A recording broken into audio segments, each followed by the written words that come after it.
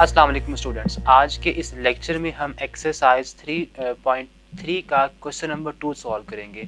इस क्वेश्चन में हमने क्या करना है कि आपको कुछ टर्म्स गिवन होंगी, आपने उसकी जो फोर्थ प्रोपोर्शन है वो फाइंड करना होगी। तो चलें बोर्ड के ऊपर हम अपने क्वेश्चंस को सॉल्व करना स्टार्ट करते हैं।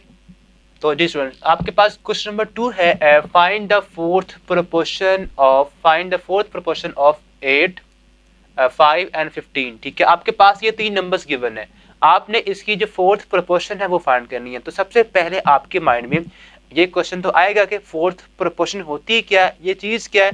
तो हम पहले इसकी जो डेफिनेशन है वो पढ़ते हैं कि आप एक्चुअली में फोर्थ जो प्रोपोर्शन है वो क्या चीज़ है। हम सपोज करते हैं कि आपके पास आपके पास अगर तीन A B C and D, ये आपके पास चार क्वांटिटीज हैं। ठीक है, आपने इनको किस तरह से रिलेट करना है, आप इनको लिखे इन प्रोपोर्शन फॉर्म के अंदर। ठीक है, ए रेशो बी, उसके बाद प्रोपोर्शन, फिर सी और देन डी। अब अगर आप इस फॉर्म में इनको लिख देंगे, ठीक है, तो आपके पास जो लास्ट पे आपके पास डी होगी उसको हम कहेंगे ये आपकी फोर्थ प्रोपोर्शन है। ठीक है, आपने क्या करना है, आपके पास ये फर्स्ट, ये सेकंड, ये थर्ड और लास्ट पे जो आपके पास क्वांटिटी इन्वॉल्व होगी उसे हम क्या कहेंगे, ये हमारे पास फोर्थ प्रोपोर्शन है। ठीक है, तो आपने इसी तरह आपको तीन नंबर्स गिवन होंगे। लाइक यहाँ पे अगर आप फर्स्ट पार्ट पे देखें तो 5 8 एंड 15 ये आपको तीन नंबर्स गिवन है। ठीक है, तो आपने फोर्थ जो आपने फाइंड करना है जिसको हम क्या नाम देते हैं, फोर्थ प्रोपोर्शन। ठीक है, तो आपने क्या करना है, इसको लेट करना है, सपोज करना है कोई एक्स या कोई और नंबर। ठीक है, तो ये आपके पास क्या आ जाएगा, ये आपके पास फोर्थ प्रोपोर्शन आ जाएगी। ठीक है, तो उसमें आपने सबसे पहले जब आप क्वेश्चन को सॉल्व करना स्टार्ट करेंगे तो आपने सपोज करना है कि आपके पास let d be the fourth proportion. आपने इसको नाम देना डी का, let d be the fourth proportion, be the fourth proportion. अब उसके बाद आपने अगेन जो आपके पास फार्मूला है इसका वो आपने अप्लाई करना है। ठीक है, जो इसकी डेफिनेशन के अकॉर्डिंग इसका फार्मूला बनता है। आपने सबसे पहले क्या करना है, आपको जो नंबर्स गिवन है, ठीक है, जो आपके पास क्या है 5 8 15, आपने इनको सपोज आपने बिल्कुल वैसे ही अरेंज करना है। आपके पास सबसे पहले जो फर्स्ट नंबर गिवन है आपको, आपने पहले वो लिखना है। उसके बाद आपने जो सेकंड नंबर आपके पास है वो लिखेंगे, तो 5, उसके बाद 8, देन प्रोपोर्शन का साइन आएगा। ठीक है, उसके बाद आपने 15 जो थर्ड प्लेस पे गिवन है उसको लिखना है। और डी आपके पास क्या है, डी हमारे पास यहाँ पे फोर्थ प्रोपोर्शन है। ठीक है, अब जस्ट आपने सेम वही formula, product of mean is equal to क्या आएगा, प्रोडक्ट ऑफ एक्सट्रीम। ठीक है, आपने उनको इसी तरह अब सॉल्व करना है। तो ये हमारे पास क्या बन जाएगा, यहाँ पे आप लिखें product of mean is equal to product of extreme. तो ये आसान सा कॉन्सेप्ट कहने के है, हर बार आपने इसी बात को, उसके बाद आपकी जो सारी वर्किंग है वो आपकी हर क्वेश्चन की सेम होगी। ठीक है, प्रोडक्ट ऑफ एक्सट्रीम। नाउ अब आपने क्या करना है, आपके पास 5 और डी आपके पास एक्सट्रीम वैल्यूज है, तो आपने इनको इस तरफ लिख देना है जहां पे आपने लिखा है एक्सट्रीम। और जो आपके पास मीन वैल्यूज हैं जो मिडिल में है 8 और 15, आपने इनको इस तरफ लिखना है। तो आपने क्या करना है, इनका प्रोडक्ट लेना है। इट मींस आप 8 और 15 को मल्टीप्लाई कर देंगे। ठीक है, इज इक्वल टू क्या आएगा, जो आपके पास एक्सट्रीम वैल्यूज है वो कौन कौन सी है, 5 और डी, तो आप यहाँ पे लिख देंगे 5d। ठीक है, अब उसके बाद हमने तो डी निकालना है जिसको हमने नाम दिया है कि ये फोर्थ प्रोपोर्शन है, तो आप 5 को इधर लाके डिवाइड कर देंगे, तो ये आ जाएगा 8 15 और 5 इधर आगे डिवाइड हो जाएगा ओवर डी। ठीक है, अब उसके बाद कटिंग हो रही है 5 3 ठीक है, तो 8 3 24। आपके पास जो डी का आंसर आ रहा है वो क्या आ गया, वो 24 आया है। तो इट मींस आपके पास जो फोर्थ प्रोपोर्शन आ गई है वो क्या आ गई है, 24 आ गई है। So fourth proportion is equal to 24।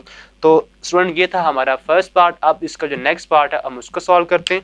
तो जी स्टूडेंट्स, अब ये आपके पास इसका थर्ड पार्ट है क्वेश्चन नंबर 2 का। सेकंड पार्ट आपका बिल्कुल कह लें कि सिंपल टर्म्स आपको मिली हुई हैं, गिवन है, आपने जस्ट वन की तरह ही उसको सॉल्व करना है। तो हम थर्ड पार्ट को सॉल्व करते हैं। थर्ड पार्ट में आपने क्या करना है, अगेन आपने सपोज करना है कि आपके पास डी जो है वो क्या होगी, फोर्थ प्रोपोर्शन होगी, ठीक है। उसके बाद आपने इसका जो फार्मूला बनता है डेफिनेशन के अकॉर्डिंग उसको अप्लाई कर देना है। तो 15 आपके पास फर्स्ट टर्म है 15 a raise to power 6 a raise to power 5 and b raise to power 6, ठीक है। उसके बाद रेशो, ठीक है। जो सेकंड आपके पास नंबर है, जो सेकंड क्वांटिटी है, वो आप उसके बाद लिखेंगे ऑर्डर के हिसाब से, ठीक है। a square b raise to power 5, उसके बाद प्रोपोर्शन यहाँ पे, एंड देन आपके पास 21 a raise to power 3 and b raise to power cube. उसके बाद लास्ट पे आपने जब 3 नंबर्स ऑर्डर के हिसाब से आप लिख चुके होंगे, जो आपने सपोज किया है कि आपके पास d जो है वो आपका क्या है, वो आपका फोर्थ प्रोपोर्शन है, तो आप उसको लिखेंगे। तो हम यहाँ पे d प्लेस कर देंगे, लाइक ये हमारे पास d जो है ये फोर्थ प्रोपोर्शन है, ठीक है। अब सेम वही प्रोसेस कि product of extreme is equals to product of mean आ जाएगा। प्रोडक्ट ऑफ एक्सट्रीम, या पहले आप मीन को लिख लें, product of mean is equals to क्या आएगा, प्रोडक्ट ऑफ एक्सट्रीम, ठीक है। प्रोडक्ट ऑफ एक्सट्रीम आ जाएगा, ठीक है। इसको हम यहाँ पे नाउ, अब आपके पास जो मेन वैल्यूज कौन कौन सी हैं, ये आपके पास जो मिडिल में है इनको हम मेन वैल्यूज कहेंगे। वो आपके पास है 10 a square b raise to power 5 into यहाँ पे 21 a raise to power cube and b raise to power भी क्यूब है, ठीक है। इज इक्वल टू क्या आएगा, जो आपके पास एक्सट्रीम वैल्यूज कौन कौन सी हैं, यहाँ पे 15 a raise to power 5 b raise to power 6, 15 a raise to power 5 b raise to power 6 into यहाँ पे d, आप यहाँ पे d को प्लेस कर देंगे, जो कि आपने फाइंड करना है, जिसको हमने नाम दिया है कि ये हमारी फोर्थ प्रोपोर्शन है, ठीक है। अब जस्ट आपने इसको सिंप्लीफाई करना है, ठीक है। ये 15 a रेज़ टू पावर 5 जो कंप्लीट टर्म है इधर d के साथ मल्टीप्लाई हो रही है, और इधर आप जब इसको शिफ्ट करेंगे तो ये इधर आके इन टर्म्स के साथ डिवाइड हो जाएगी। तो ये आपके पास आ जाएगा 10 a रेज़ टू पावर, यहाँ पे a स्क्वायर है और यहाँ पे a रेज़ टू पावर 3 है, तो यहाँ पे इनकी पावर्स को आप ऐड कर देंगे, ठीक है। और ऐसे जो b की पावर्स है उनको भी आप ऐड कर देंगे, बिकॉज ये मल्टीप्लाई हो रही है, 5 में 3 को ऐड कर देंगे, ठीक है। और यहाँ से आप नीचे जो आपके पास ये फैक्टर आएगा, टर्म आएगी, आप इसको नीचे इधर लाके डिवाइड कर देंगे इसके साथ। तो ये हमारे पास क्या आएगा, 10 यहाँ पे 20 जब मल्टीप्लाई होगा तो 210 आएगा, ठीक है। और ये इधर आके a raise to power 5 and b raise to power 6 is equal to क्या आएगा, d आ जाएगा, ठीक है। अब इसको जस्ट आपने सिंप्लीफाई करना है, वो हमारे पास कैसे हो जाएगा, सो d इज इक्वल टू क्या होगा, d इज इक्वल टू हमारे पास आएगा 21, आप इसकी 210 डिवाइडेड बाय 15 और into a raise to power 5, a raise to power 5 हो जाएगा, ठीक है। और b रेज़ टू पावर 8 आ जाएगा, तो यहाँ पे हम b रेज़ टू पावर 8 लिख देंगे, ठीक है। ओवर यहाँ पे a रेज़ टू पावर 5 है और b रेज़ टू पावर 6 है, b रेज़ टू पावर 6। अब यहाँ से देखिए a रेज़ टू पावर 5 यहाँ भी है और यहाँ भी है, ठीक है। तो दोनों की कटिंग हो जाएगी, they are cancel out each other, ठीक है। अब यहाँ से b रेज़ टू पावर 6 और यहाँ b रेज़ टू पावर 8 है, तो पावर 2 बच जाएगी उसकी, बिकॉज आउट ऑफ 8 हम 6 निकाल देंगे तो पीछे 2 बच जाएंगे। अब 15 की आपने कटिंग करनी है इसके साथ, अगर आप इसको डिवाइड कर लें आप, ठीक है, 15 को, तो ये हमारे पास आ जाएगा 10 5 पे कट कर लें, 5 3 एंड उसके बाद यहाँ पे आएगा 70 over 3 b raise to power कह लें कि हमारे पास के बचा यहाँ पे ओवर 3। ये हमारे पास कह लें कि फाइनल आंसर है जो हमारा थर्ड पार्ट है उसकी फोर्थ प्रोपोर्शन का, ठीक है। तो ये थे हमारे, अभी तक हमने थर्ड पार्ट सॉल्व किया। अब इसका जो नेक्स्ट पार्ट है उसको देखते हैं। तो जब आप इसकी कटिंग करेंगे तो ये हमारे पास क्या आएगा, 5 को आप कट करें 3 के साथ तो 5 3 ठीक है। और यहाँ पे 5 पे जब आप कट करेंगे तो 5 4 20 और यहाँ पे 10 5 2 10, ठीक है। अब मज़ीद ये हमारे पास क्या बच गया, 42 ओवर 3 और यहाँ पे हमारे पास b स्क्वायर। अब यहाँ देखें 3 1 एंड 3 होता है, आप कह लेंगे 3 14 42, तो आपके पास d की जो फाइनल वैल्यू आ जाएगी वो आएगी d 14b²। ये हमारे पास जो फोर्थ प्रोपोर्शन है कहने के उसका फाइनल रिजल्ट आ गया। ठीक है, तो ये हमारा इसका फाइनल रिजल्ट है। अब इसका जो नेक्स्ट पार्ट है हम उसको सॉल्व करते हैं। तो जी स्टूडेंट्स, ये हमारे पास इसका फिफ्थ पार्ट अब हम सॉल्व करने जा रहे हैं। ठीक है, तो ये हमारे पास इसकी आपने क्या फाइंड करनी है, इसकी भी आपने जो फोर्थ प्रोपोर्शन है उसको हमने फाइंड करना है। ठीक है, तो हम ये इसकी जो फोर्थ प्रोपोर्शन है उसको फाइंड करने जा रहे हैं। लेट कर लिया हमने कि आपके पास जो डी है वो इसकी फोर्थ प्रोपोर्शन है।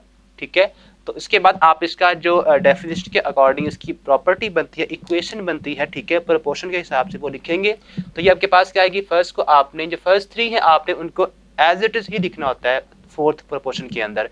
और आपने सपोज जो फोर्थ प्लेस पे आपने डी किया है उसको आप फोर्थ प्लेस पे लिखेंगे।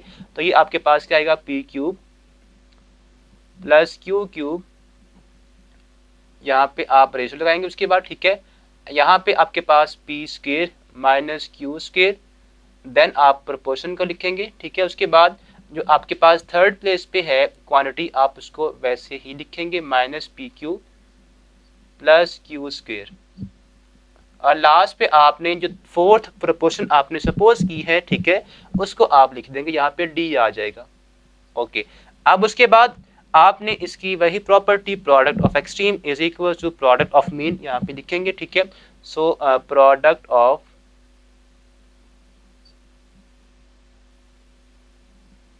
एक्सट्रीम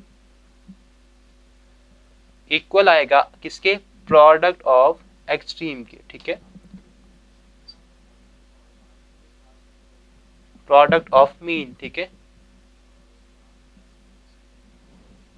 नाउ आप यहाँ पे हमने एक्सट्रीम लिखा वैल्यूज, तो आप यहाँ पे जो एक्सट्रीम वैल्यूज है उनको मल्टीप्लाई करें, डी को आप इसके साथ करें मल्टीप्लाई, तो ये हमारे पास आ जाएगा D times P cube plus Q cube is equal to आपके पास जो मीन वैल्यूज है वो कौन कौन सी है, p square minus q square. तो यहाँ पे आएगा P square minus q square into, और यहाँ से हमारे पास क्या आएगा, P square minus p q plus q square. ठीक है, अब आपने जस्ट इसको सिंप्लीफाई करना है, आपने यहाँ से डी को निकालना है, तो ये जो फैक्टर है इधर आके डिवाइड हो जाएगा। सो डी की हमारे पास जो वैल्यू आएगी वो क्या आएगी, यहाँ पे इन आप फैक्टर्स को सेम वैसे ही लिख सकते हैं। ठीक है, पी स्क्वायर या इसको आप क्या करें फैक्टराइज कर लें, ए स्क्वायर माइनस बी स्क्वायर वाला फार्मूला अप्लाई कर सकते हैं यहाँ पे। तो ये हमारे पास क्या बन जाएगा, P plus Q into P minus Q. ठीक है, और यहाँ से आपके पास ये P square minus p q plus q square आपके पास वैसे ही आ जाएगा। ठीक है, और ये जो फैक्टर है यहाँ पे डी के साथ क्या हो रहा है, मल्टीप्लाई। ठीक है, और इधर लाके हम इसको डिवाइड कर देंगे इस टर्म के साथ। ठीक है, तो ये आपके पास आ जाएगा P cube plus Q cube. ठीक है, अब उसके बाद आपने यहाँ देखें ये आपके पास फार्मूला हम इसको ओपन कर सकते हैं। ठीक है, इसका हम जब फार्मूला ओपन करेंगे तो ये हमारे पास क्या बनेगा, ये बन जाएगा हमारे पास कह लें। इसके अलावा आप यहाँ पे इसके ऊपर कह लें कि P plus Q and P minus Q into P square minus p q plus q square. ठीक है, इसका फार्मूला ओपन करें, वो हमारे पास क्या होगा, P A cube plus B cube. तो फार्मूला क्या होता है, ए या आप कह लें यहाँ पी क्यू की फॉर्म में आप अप्लाई करेंगे, P plus Q into P square minus p q plus q square. अब यहाँ पे आप देखें जो फैक्टर्स आपके पास कैंसिल हो रहे हैं आप उन्हें करते हैं कैंसिल। पी प्लस क्यू जो है पी प्लस क्यू से क्या हो जाएगा कैंसिल, और इसके अलावा ये जो फैक्टर कंप्लीट है इसके साथ भी क्या हो जाएगा कैंसिल। तो आपके पास जो फाइनल डी का रिजल्ट बचेगा, डी की जो वैल्यू आएगी वो क्या आएगी, डी हमारे पास इक्वल आएगा पी माइनस क्यू के। तो ये हमारे पास कहने के फाइनल आंसर है। ठीक है, किसका, फोर्थ प्रोपोर्शन का। क्वेश्चन नंबर फिफ्थ हमने पार्ट अभी सॉल्व किया। ठीक है, अब हम इसका जो नेक्स्ट पार्ट है सिक्स्थ उसको सॉल्व करते हैं। ठीक है, लास्ट पार्ट इसका।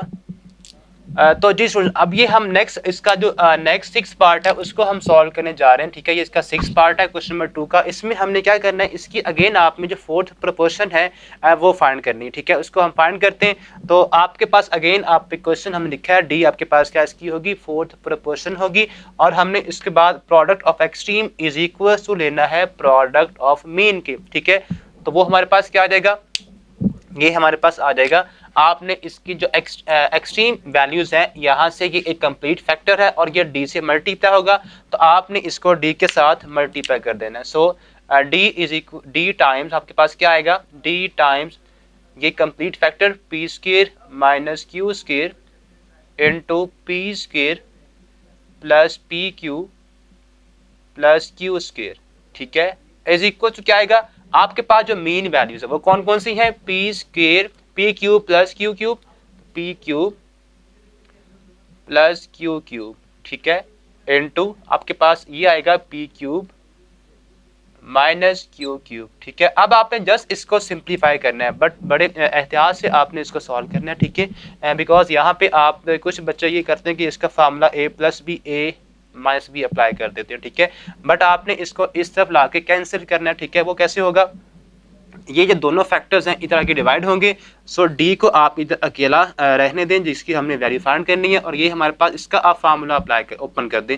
P q plus Q cube क्या होगा, पी प्लस क्यू, ठीक है, इनटू पी स्क्वायर, यहाँ पे क्या आएगा माइनस का पी क्यू और प्लस क्यू स्क्वायर आ जाएगा, ठीक है, इनटू अब इसका फार्मूला हमारे पास क्या बनेगा, अगर यहाँ पे नेगेटिव का फैक्टर है तो यहाँ भी जो फैक्टर आएगा वो हमारे पास नेगेटिव का आएगा, ठीक है। और यहाँ पे अब ये सारी टर्म जो होंगी वो प्लस की आएंगी, पी क्यू भी प्लस का आएगा और क्यू स्क्वायर तो प्लस का ही है, ठीक है। अब उसके बाद इनको आप इधर लाके डिवाइड कर दें, ये हमारे पास सारी टर्म्स इधर आके इसके साथ डिवाइड होंगी, ठीक है। So p square